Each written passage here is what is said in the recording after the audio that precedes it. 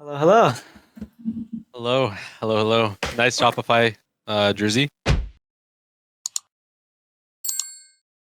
I'm joined by Palafox after two banger games where they kind of stole some of those wins. I wanted to start off talking about that Fnatic Death Brush. Man, when I saw it, I was like, "There's no way this works, man. It's not season three again, right?"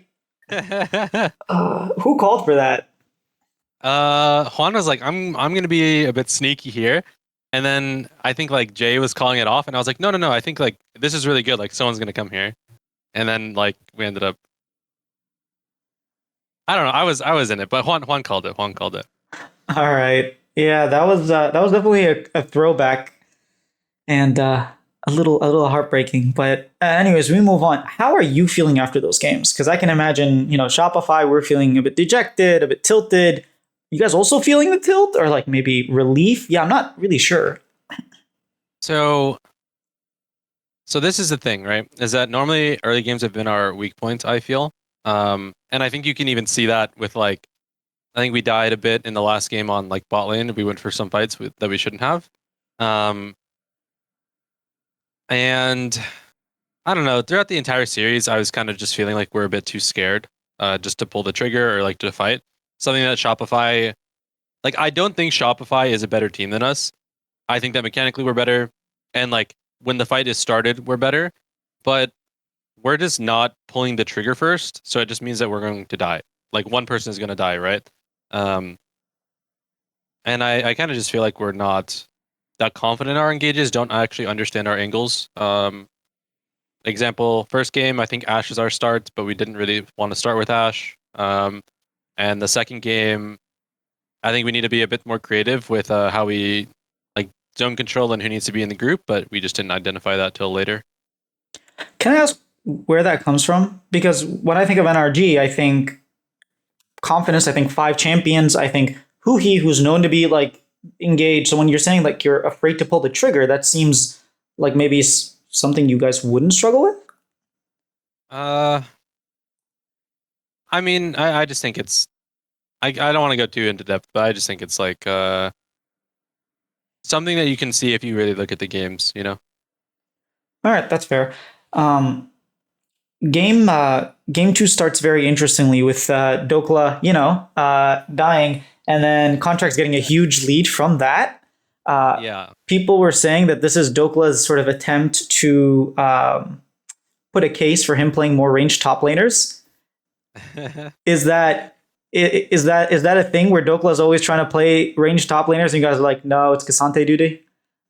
Um, Sometimes, but it's cause like okay, if you look at the comps in like other regions or you like play them out in scrims, what ends up happening is if you do not get ahead on range top laners, the game gets extremely hard. Like let's say during the Elder fight when they have a Zyra, we cannot walk in because we have a Jace and not a Cassante, right? So if Dokla doesn't perform on range top laners, it's going to be extremely hard. But on the contrary, if we are playing well in our matchups, then range top laners will be pretty good, you know? Um, and that game, because we have Sun and Nautilus, I think it's actually quite good for him to play Jace. I just think we didn't really execute on it well. All right, what sort of takeaways do you take from a game that goes over 50 minutes long, and another one that I'm pretty sure that's like the longest 2-0 we've ever seen? Yeah, what takeaways are you able to have? The takeaways that I have for myself is that I need to position a bit better in team fighting, and I still think the games will probably go about that long. Outside of that, I just really need to get on the same page with like my frontliners or my engagers and tell them like if they walk up here, we're fighting, it's good for me. You don't have to be scared, right?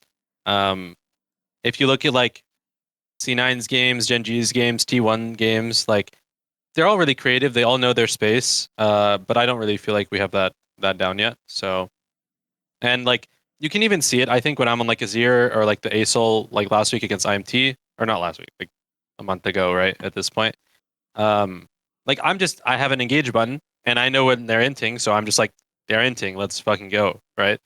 Uh, and it's not like I think I see the angles like that a bit more, like when they're inting. Um, if I execute the angles, usually they're good. If I don't, they're in. So no, it does. Does that affect your confidence? Because you're right. Like IMT was your first win last week of games, and those were also like they were knocking on your base. Tactical Solution was like, I don't remember how many kills he had, but he was pretty fed. And then he makes a mistake, you pounce on it, you win the game. It felt like similar here. They TP to end where it really wasn't a TP angle, and you guys were able to win those games. Does that make you feel less confident, more confident? Like, Um, I mean, it makes me feel confident that at least we did not lose these games and we made like good outplays mechanically, like I said. In the past, I felt like our mechanics were like not really on par yet, and we're making those mistakes.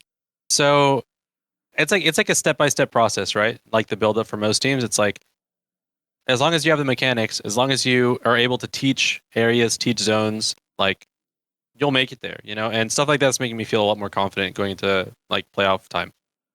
all right, I want to play a game with you. Would you rather have FBI role swap to jungle or contracts role swap to mid? Contracts rule swap to mid. I don't think Vic is like Vic. Okay, FBI is smart. Don't get me wrong, but contracts at least plays off role like mid. He's hit challenger on mid. Oh So wow, I didn't know that. yeah, yeah, that makes me feel a bit more confident on that one. Yeah. Would you rather play in LPL for a year or play in LCK for a year? I think I'd rather play in LCK. I think it'd just be like really interesting, given that I'm like able to communicate with my teammates and like my team is good, Oh, you have a translator, I'm assuming. Yeah, maybe. Interesting. I would have assumed LPL just because there are more like top teams. Like there are like 8, 9 top teams, whereas in LCK it's really the top 4 and then a bottom 6. Yeah, I just think it's like the everyday life there is quite nice, and then like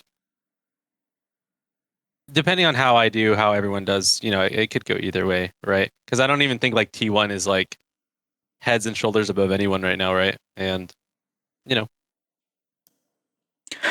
All right. Would you rather keep winning these insanely long games where it's like, really hard comebacks and be 2-0, or would you rather like stomp a game, get stomped, and then stop a game? stomp a game, get stomped, and stop a game, of course, because that at least like you're stomping because you're doing something right. Or it could be because they're doing something wrong, right? Yeah, but then you're still taking advantage of that, Okay. as opposed to two long games, meaning that like pretty much any team can beat you on any given day. Yeah, okay, that's fair. Last thing I have for you is NRG fans have their hands on their hearts and are having heart attacks every single NRG game. So could you give them some words to like calm them down, or maybe get them more worried? Whatever you got. Whatever I got. Well, honestly, if you're a true fan, like this is kind of what you live for, no? Like we're trying to make it interesting. We're not trying to have boring ass games that are either stomps or like you're like, nice, my team won, and then you shut it off. You're trying to get your heart racing, get a little sweaty in there. So keep watching. Hopefully we keep having bangers. All right, you just said you would prefer to do the stomps, so I don't know about Well, that's what I would prefer. that. All right, man. Thanks for the interview. It was fun. Yeah, for sure, for sure. All right, bye. Pain. That's all I can say. It's Spain without the S. I want to say that we're gonna keep cheering for Shopify. Um, I mean, I'll keep cheering for Shopify, but sometimes it gets a little demotivating. I know it's a different angle, but I'm too lazy to move my camera over. It's like 1 a.m. right now, and I realized I didn't record an outro. So here's the outro, and then we'll re-upload this video. Yeah. Hopefully this week, I think we played Dignitas. Should be a swift 2-0 for us, right? Can only go up from here.